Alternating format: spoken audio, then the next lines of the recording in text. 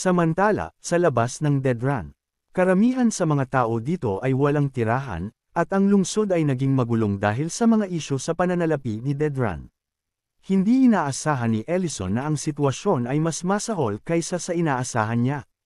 Kaysa sa pagkalat ng lason, walang nang ahas na mga siwa rito.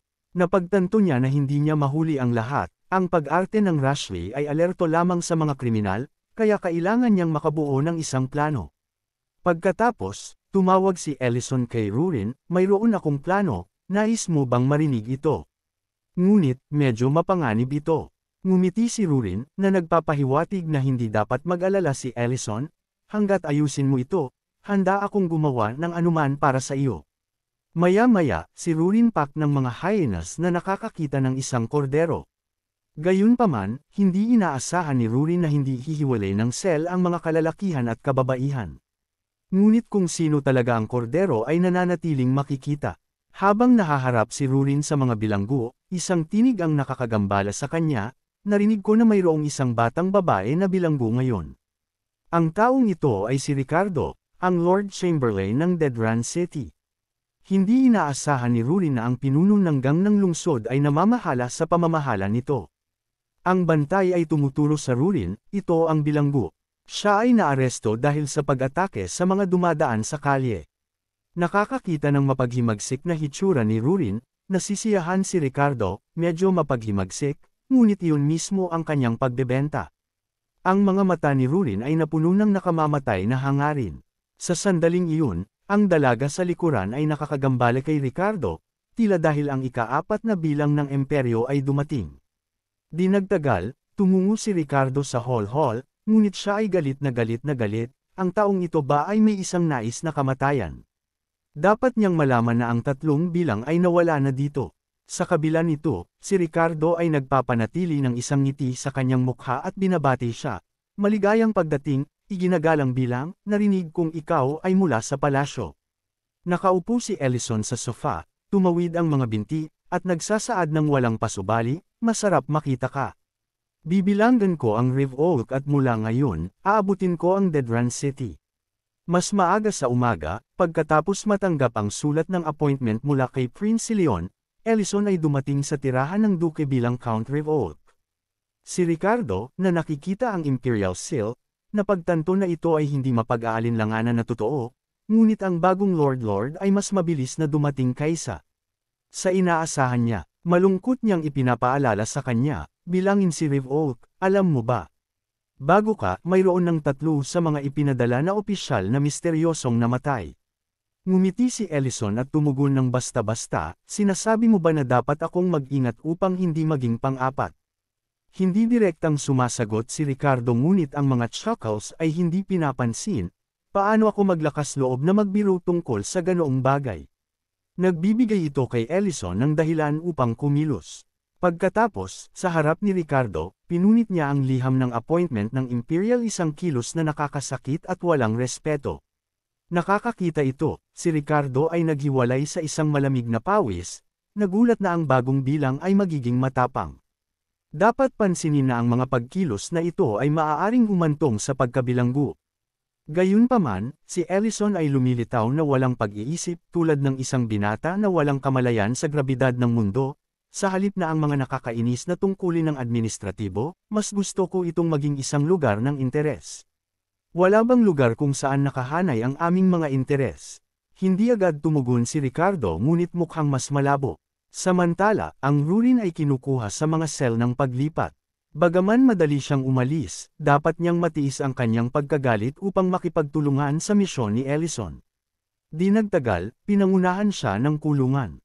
Ang mukha ng mga bilanggo ay nagpapagaan ng tuwa, hindi ito magtatagal bago mo makaligtaan ang lugar na ito dahil, kung ihahambing sa labas, ang sel na ito ay praktikal na paraiso. Sumulyap si Rurin sa kanila ng sulok ng kanyang mata ngunit hindi pinapansin ang mga ito. Alam niya na kung saan siya kinukuha sa susunod ay tiyak na ang lugar na nais hanapin ni Ellison. Samantala, napansin ni Ricardo ang bawat galaw ni Rurin mula sa mga anino. Kumpara sa mga nakaraang bilang, natagpuan ni Ricardo na ginasto niya ang pagkatao ni Count Riv Oak. Hindi na niya mapapatay ang mga opisyal. Naisip niya, tingnan natin kung naglalagay ka lang sa isang palabas o kung talagang nagkakahalaga ka ng pag-recruit. Sa tanggapan ng count, si Ellison na nakaupo sa isang mesa, tinitigan ang potion sa harap niya, malalim sa pag-iisip. Hindi niya ginawa alam kung ang kanyang pag-arte ay niloko si Ricardo, at ang pagbanggit ng higit na maaaring pukawin ang hinala. Inaasahan lamang niya na makamit ni Rurin ang isang bagay sa kanyang tagiliran. Noon lang, ang pintuan ay marahang kumatok, at ang kasambahay ay pumasok na may isang tasa ng tsaa. Gumawa si Ellison ng magalang na mga komento, gesture para sa kasambahay na ilagay ang tsaa. Ngunit hindi siya gumalaw, inutusan ako ng Panginoong Chamberlain na tiyakin na uminom ka ng isang paghigop ng tsaa bago ako umalis. Sinabi niya na ito ay simbolo ng tiwala. Ito ay nagbigay kay Ellison ng isang biglaang jolt, na nag-iisip, ang taong ito ba ay nang ahas na makalason ang isang opisyal. Ngunit upang makuha ang kanyang tiwala, kailangan niyang uminom ng tsaa. Ang pagtanggi ay ilantad ang kanyang tunay na hangarin. Sa pagtingin sa tsaa, hindi nag-atubiling si Ellison at ininom ito ng isang beses. Bigla, nakaramdam siya ng isang mabilis na pag-agos ng init sa kanya, at nakikita ang bahagyang nababagay na bibig ng kasambahay, nagpanggap siyang kalmado at sinabing, ang iyong tsaa ay medyo mabuti, halos mabulabog ako dahil mabilis akong uminom. Si Ellison ay sumugal mismo, ang tsaa ay hindi lason. Naisip niya, mukhang ipinasa ko ang kanyang pagsubok. Pagkatapos, binuksan muli ng kasambahay ang pintuan, na nagsasabing, may isa pa akong bagay. Hiniling niya sa akin na ibigay sa iyo ang Reg Along ito pagkatapos mong maipasa ang tiwala sa pagsubok. Inaasahan kong nasiyahan ka. Nakikita ito, natigilan si Ellison, at pagkatapos ay siya. Bumantong hininga, ito ay mas komplikado kaysa sa naisip ko. Hindi ko akalain na mayroon silang mga alipin. Tumalikod ang kasambahay at umalis, iniwan ang isang babae na may bakanting mga mata. Agad na nakita ni Ellison na ang babae ay kinokontrol. Tulad ng sinubukan niyang gisingin siya, hindi inaasahan, itinulak ng babae si Ellison, na pinatay siya sa ilalim niya. Samantala, sa iba pang bahagi ng Dead Run City, ang isang tao ay galit na nag-iimbestiga sa dalawang kalalakihan, ang parehong mga magnanakaw na nasakop ng Medrine. Nakakakita ng mga ito na ibinalik, ang lalaki ay labis na nagagalit at agad na inutusan ang kanyang mga subordinate na dalhin sila sa laboratorio. Naririnig ito, ang dalawa ay nagpanik, mabilis na humihingi ng awa, alam na ang laboratorio ay isang lugar ng hindi masabi na pagdurusa. Ang taong ito ay si Adrian, ang tagapamahala ng Dead Run City Human Trafficking. Habang nag-iisip siya, ang kanyang subordinate ay nag-ambala sa kanya, na nagpapalam sa kanya na si Ricardo ay nagpadala ng isang babaeng bilanggo ngayon. Ang punk ay hindi pagod, siya ba? Ang Dead Run ay dapat na hindi bababa sa panatilihin ang distansya. Maghintay, hindi ba sinabi ni Ricardo na magpapadala siya ng isang bilanggo ng batang babae ngayon? Tinanong ni Adrian ang kanyang subordinate, na pagkatapos ay kinukumpirma na ito ay isang babaeng bilanggo na nakagawa ng pag-atake. Kung ito ay pag-atake, kung gayon maaari ba itong maging matalo sa aming mga lalaki? Sa sandaling iyon, si Rurin at iba pang mga bilanggo ay nakasalalay sa kanilang mga kamay at na-escort sa isang madilim, walang araw na minahan.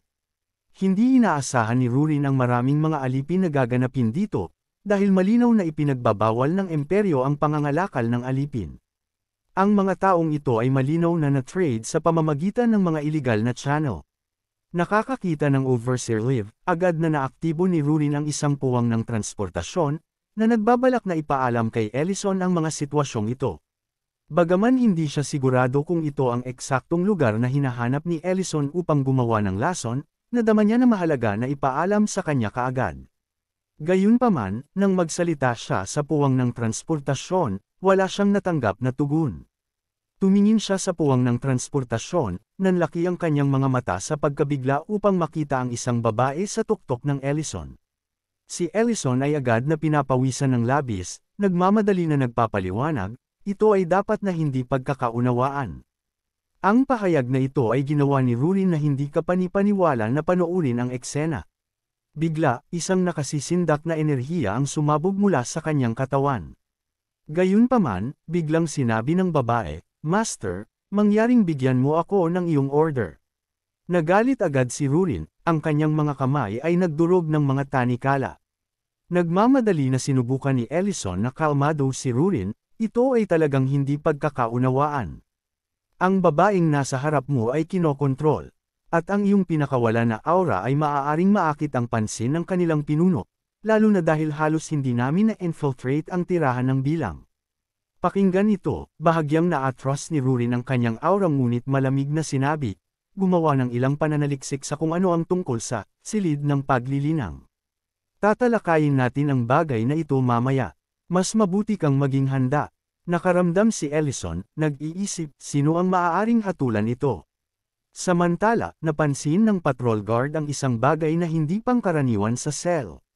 Kaya't nagmadali siyang binuksan ang cell upang suriin ito habang si Rurin ay kailangang mabilis na isara ang puwang ng transportasyon upang maiwasan ang karagdagang problema. Mabilis na binago ni Rurin ang paksa, tumatawa habang sinabi niya, gusto ko lang ituro na ang iyong mga tanikala ay hindi maganda ang kalidad. Gusto ko ng isang bagong set. Ang pahayag na ito ay naiwan sa kalapit na bantay. Ang mga aksyon ni Rurin ay mahigpit na naobserbahan ni Adrian mula sa mga anino. Ibinato niya mula sa kanyang aura na si Rurin ay talagang isang dragon.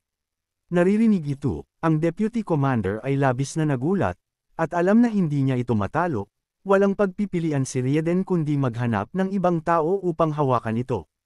Kinabukasan, binisita muli ni Ricardo ang silid ni Ellison, nakangiti habang nagtanong, nasiyahan ka ba sa Reg Along ipinadala ko kahapon? Nabanggit ito, nagalit si Ellison, halos hindi na ipaliwanag ang kanyang sarili kay Rurin. Gayunpaman, pinigilan niya ang kanyang galit at tumugon ng hindi sinasadya, mas gusto ko ang iyong regalo, ang babaeng iyon ay nais kong panatilihin ng ilang araw. Sa pamamagitan ng paraan, hindi ito ang unang pagkakataon na nakakita ako ng mga alipin, ngunit tila siya medyo naiiba. Naririnig ito, ang ngiti ni Ricardo ay lumawak ng bahagya, napansin mo ang kanilang espesyal na tampok, hindi ba? Ang mga alipin na ito ay ganap na masunurin sa pamamagitan ng control, kaya walang pag-aalala tungkol sa kanila na makatakas o naghihimagsik. Isasagawa nila ang anumang order na ibinibigay mo ng walang reserbasyon, kaya magagawa nila ang anumang nais mong gawin. Hindi inaasahan ni Ellison, bukod sa isyu ng lason, tulad ng isang matinding problema sa alipin.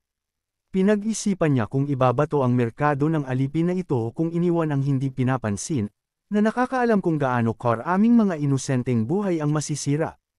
Kaya, iniisip mo ba na palawakin ang merkado ng alipin gamit ang aking pagkakakilanlan upang magbukas ng isang ruta para sa pagbebenta ng mga alipin sa maimpluwensyang mga maharlika sa loob ng imperyo? Malamig na tanong ni Ellison. Hinaplos ni Ricardo ang kanyang balbas, nalulugod, parang nakikipagtulungan sa iyo ay ang tamang pagpipilian. Mabilis na binago ni Ellison ang paksa, ngunit bago iyon, nais kong kumpirmahin ang isang bagay. May kinalaman ba ito sa lugar na tinatawag na cultivation room? Mahinahon na tanong ni Ellison.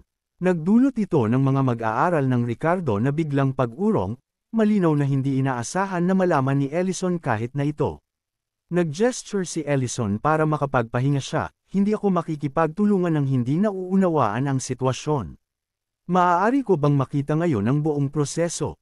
Ngumiti si Ricardo, dahil ang mga kasosyo namin ngayon, tiyak na malalaman mo ang tungkol sa mga prosesong ito. Mas malapit ito kaysa sa iniisip mo.